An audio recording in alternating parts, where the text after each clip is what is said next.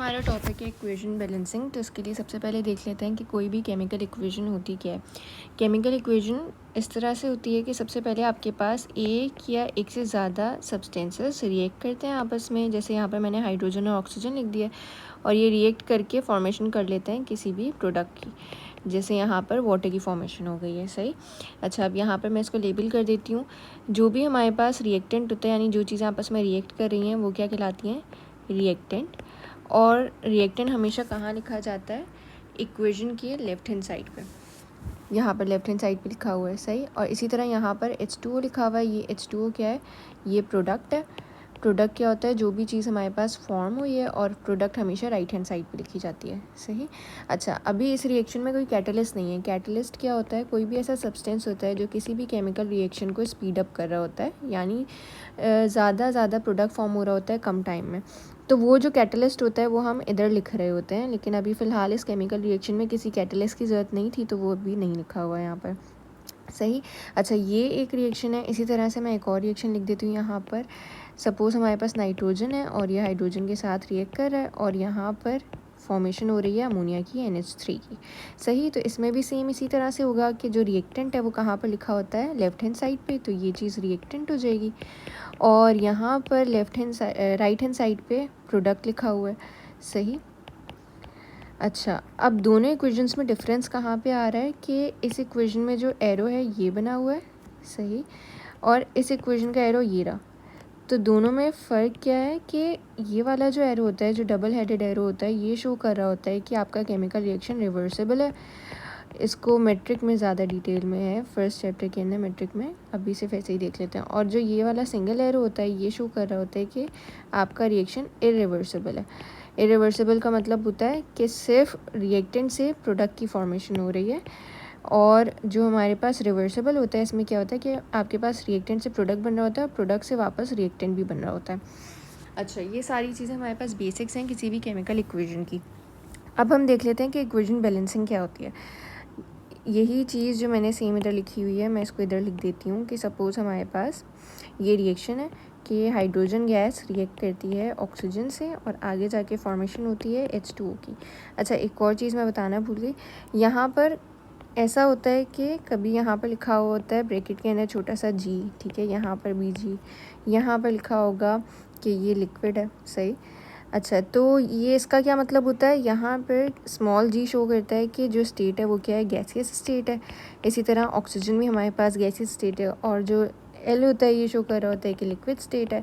अगर इसी तरह यहाँ पर कहीं S लिखा होता तो S का मतलब था कि ये सॉलिड स्टेट है, और अगर कहीं AQ लिखा होगा तो AQ का मतलब है कि ये एक्वस है। एक्वस का मतलब ये होता है कि ये सॉल्यूशन की फॉर्म में है। अच्छा, अब यहाँ पर देख लेते हैं।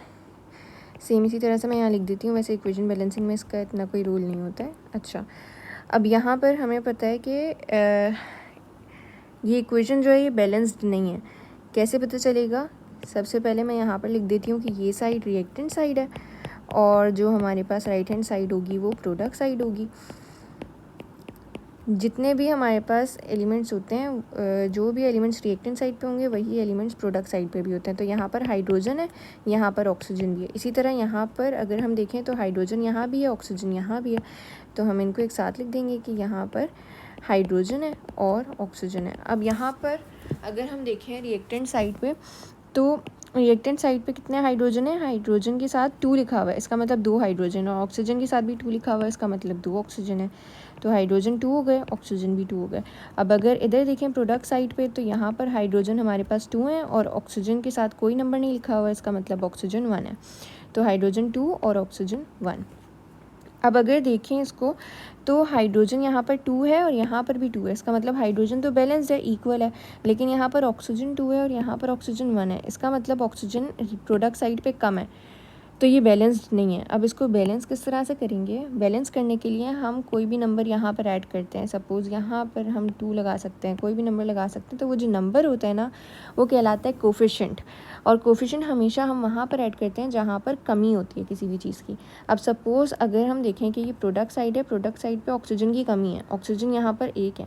अगर मैं यहाँ पर 1 लगा दूँगी तो 1 लगाने का मतलब है ये 1 इस पूरे से मल्टीप्लाई होगा, तो हाइड्रोजन से मल्टीप्लाई होगा तो हाइड्रोजन 2 रहेंगे, और ऑक्सीजन से मल्टीप्लाई होगा तो ऑक्सीजन 1 1 ज़ा 1 ही रहेगा, तो यानी 1 लगाने का फ़ायदा नहीं है। अब अगर मैं यहाँ पर लगा देती हूँ, सपोज़ मैंने यहाँ पर 2 लगा दिया, तो यहाँ पर 2 लगाने से क्या होगा कि ये 2 इस हाइड्रोजन के 2 से मल्टीप्लाई होगा तो हाइड्रोजन हो जाएंगे हमारे पास 2 2 ज़ा 4, और यही 2 इस ऑक्सीजन से भी मल्टीप्लाई होगा तो कितना हो जाएगा 2 1 ज़ा 2, तो ये ऑक्सीजन भी 2 हो गए।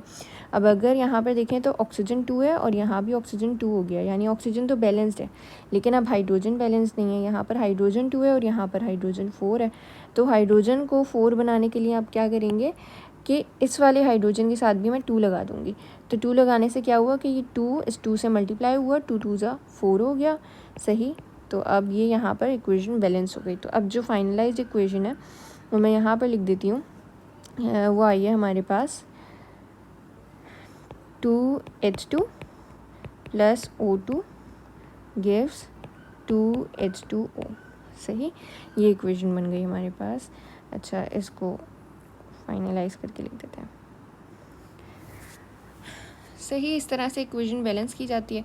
इसी तरह अगर ये वाली इक्वेशन भी देख लें तो यहाँ पर ये रिएक्टेंट साइड है, ये प्रोडक्ट साइड है। यहाँ पर भी हमारे पास क्या क्या चीज़ें गिवन है, सबसे पहले नाइट्रोजन है और यहाँ हाइड्रोजन है रिएक्टेंट साइड पे। यहाँ पर प्रोडक्ट साइड पे भी नाइट्रोजन है और हाइड्रोजन है। नाइट्रोजन के साथ 2 लगा हुआ है, इसका मतलब 2 नाइट्रोजन है, और हाइड्रोजन के साथ भी 2 लगा हुआ है, इसलिए हाइड्रोजन भी 2 हैं। तो ये चीज़ें भी इधर लिख देते हैं कि 2 नाइट्रोजन और 2 हाइड्रोजन। अब इसी तरह से यहाँ पर देखें तो नाइट्रोजन के साथ कुछ नहीं लिखा है, इसका मतलब नाइट्रोजन 1 है, और हाइड्रोजन के साथ 3 लिखा है, इसका मतलब हाइड्रोजन 3 है। नाइट्रोजन 1 और हाइड्रोजन 3 हो गया, सही। अब यहाँ पर ये दोनों चीज़ें बैलेंस नहीं है, ना नाइट्रोजन बैलेंस है क्योंकि नाइट्रोजन यहाँ पर कम है, और इसी तरह यहाँ पर हाइड्रोजन भी बैलेंस नहीं है क्योंकि हाइड्रोजन भी कम है, सही। सबसे पहले नाइट्रोजन को बैलेंस कर लेते हैं। अगर मैं यहाँ पर नाइट्रोजन को 2 से मल्टीप्लाई करवा दूँ तो क्या होगा, ये 2 मल्टीप्लाई होगा नाइट्रोजन के 1 से, नाइट्रोजन कितना हो जाएगा 2 1 ज़ा 2 हो जाएगा, सही। यहाँ पर लिख देती हूँ मैं, ये 2 हो जाएगा, और इसी तरह ये 2 इस पूरे मॉलिक्यूल के साथ लगा हुआ है, इसका मतलब ये 2 इस 3 से भी मल्टीप्लाई होगा हाइड्रोजन के साथ, तो ये क्या हो जाएगा 2 3 ज़ा 6 हो जाएगा। तो इस हाइड्रोजन को काट के मैं 6 लिख देती हूँ, सही। अब यहाँ पर ये नाइट्रोजन 2 है और यहाँ पर भी 2 है, तो ये तो आपस में बैलेंस्ड है, लेकिन ये हाइड्रोजन बैलेंस नहीं है। यहाँ पर 2 है, यहाँ पर 6 है, तो इस 2 को किसी ऐसे नंबर से मल्टीप्लाई करना है कि ये 6 बन जाए। तो अगर मैं यहाँ पर 3 लगा दूँ तो क्या होगा, 3 2 ज़ा 6 हो जाएगा। तो यहाँ 3 लगा दिया और यहाँ पर ये हो गया 6। अब जो हमारे पास फाइनलाइज्ड इक्वेशन है, ये बैलेंस्ड इक्वेशन, वो क्या है, N2 plus 3H2 gives 2NH3, सही। इसको हाईलाइट कर देते हैं और ये इक्वेशन आपके पास बैलेंस्ड इक्वेशन है।